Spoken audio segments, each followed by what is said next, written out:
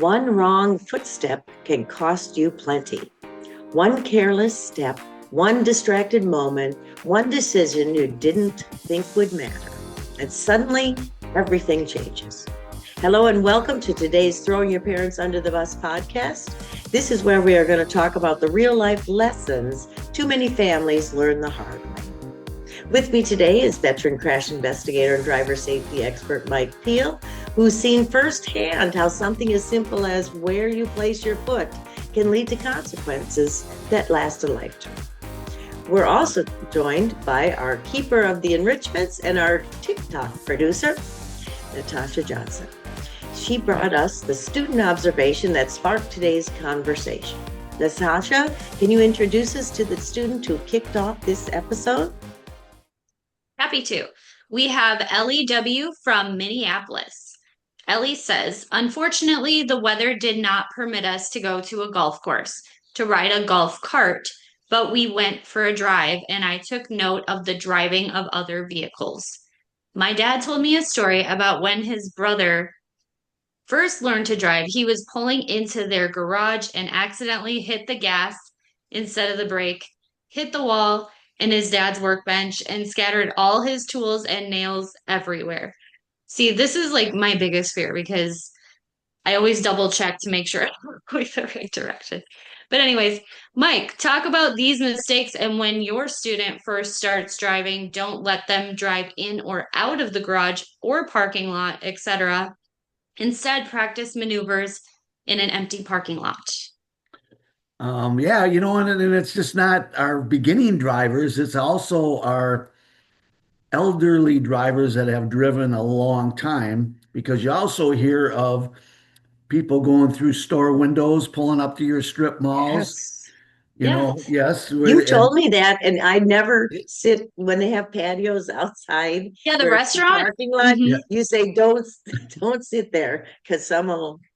Well, you always look to see if they got that pillar that saves you inside there, because those cars come through and everything. Somebody just drove through a UPS store the other day, just straight through it. How do you do that? How do you just drive through a building?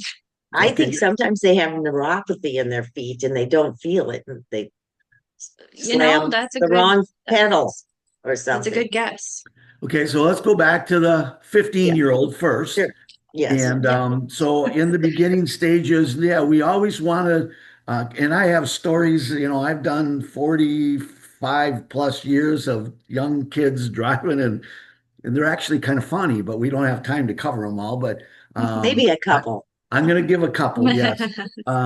One brings me to a mother calling me crying that her son is 18 now, and she messed his life up when he was 14 because she took him into a church parking lot and let him drive without his permit. And she told him to put the car in drive and hit the gas pedal, which he did. Well, unfortunately, he floored the gas pedal, didn't know where the brake was, and they went off a cliff, broke the mom's leg, broke the kid's leg. They hit a tree. She got brought up under child endangerment charges. And we have a kid that was driving without a permit. I mean, it was just a disaster, just trying to help somebody drive or start too early or whatever. That's why that golf cart thing is a good idea anyway. Right. But anyway, it took me multiple lessons to get the confidence up on an 18-year-old kid because of that. And it was just something so simple. So, garage door, we hear about why we have drive-through garages? Because parents allow their kids the first day of their permit to back the car out of the garage. And the first thing a student does when they become a new driver, they don't go to reverse. They always go to drive. They look backwards, hit the gas, and go forward. And then what do we got? Instead of rebuilding the back wall, it's cheaper just to put another garage door in. So now you have a drive-through garage. So bring that car to a straight part. And we always teach this. We never go from the brake to the gas instantly. You put the car in drive, you release the brake slowly and let the car start to roll. And then you go over to the gas. especially coming into your parking spots, your garage.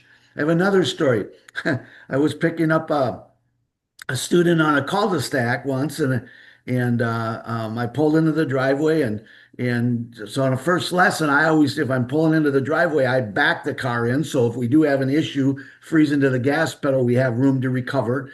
Anyway, I'm talking to we're done with the lesson, and I say to this young lady, I go, okay, let's pull in the driveway. She goes, oh no, my mom doesn't ever let me come into the driveway. And I said, well, why is that? She says, well, when I first started to drive, her boyfriend took me out and brought me back in, took me out for a driving lesson and brought me back in the driveway. And I went right through the garage door. The door wasn't even open. I went right through the garage The door. front door. She thought she was going to brake and she pushed the gas pedal. And then it's a panic situation, especially on a new driver.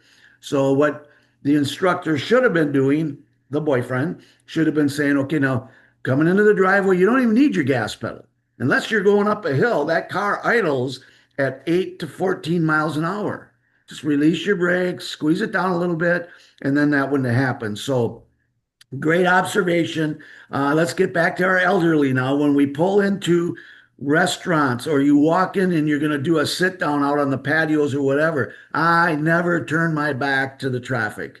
Okay, unless there's a cement pillar out in front. We hear that more than teenagers, elderly people going through storefronts, grocery stores, restaurants, like Natasha said, UPS stores, because why? They hit the gas. Now, in the older days, you were allowed to drive two-footed. Okay, you're not allowed to do that anymore on your driver's test. You'll get failed for that. All right. So one thing, parents out there, remember, if you're teaching someone to drive and you see them using the left foot to brake, that's a no-no. Because remember, everything's habits. So now we have a 60, 70, 80, 90-year-old person that's a two-footed driver. So if you're ever driving down the road and say, man, that person's brake light's on, that's a two-footed driver because they're resting their one foot very lightly on the brake, and then their other foot is on the gas pedal. So you Does touch it mess the brake. up the car? No, because you're just, Oh. if you touch the brake, your brake light goes on. Oh.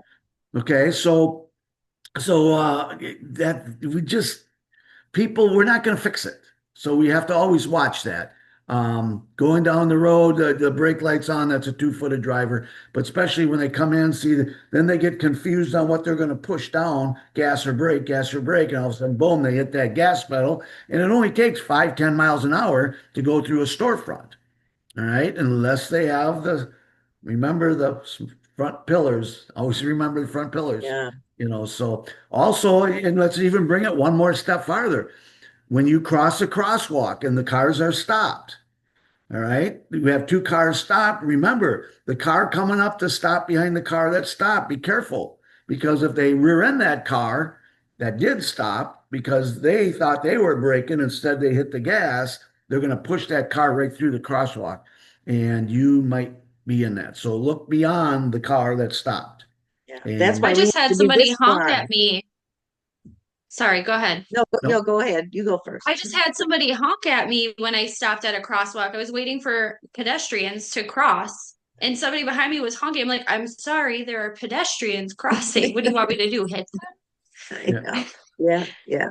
And then as a pedestrian, Natasha, right there is all of a sudden this car wants to pass you on the shoulder, and then that pedestrian's right in front of your car, and the smarter, safer driver has to witness the devastation that's going to happen when that car ends up running over that kid, bike, whatever. Gets mad at me and veers around. Yeah. Yes. So, pay attention out there. We got some tightly wound psychotics with driver's They're very license. impatient, for sure. Right. Yes. If you have to speed, you should just leave your house earlier. Yes.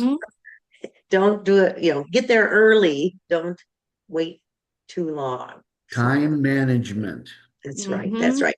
Yes. Most of us fail on that, but I did say most of us. You did, but that's all right. That's all right. Well, Another great episode. We hope that you enjoyed it, and we truly appreciate you being here with us. And of course, if this episode made you stop and think, please share it with other friends and family. You can find all of our episodes on YouTube at Drive Safe, Ride Safe 1, the number, not the word. And be sure to subscribe. It's free, and you can get a new podcast, and it'll be delivered straight to your inbox, making it easy for you to connect and share with others. We'd love to hear from you too. If you have thoughts about today's episode or ideas for future topics, you can email us at drivesaferidesafe@gmail.com. Now that's a wrap for today's Throwing Your Parents Under the Bus podcast. I'm Jane Ubel, and remember, know which pedal you're pushing, buckle up too, and always Drive safe. Ride safe. .com. Bye, everyone. Bye.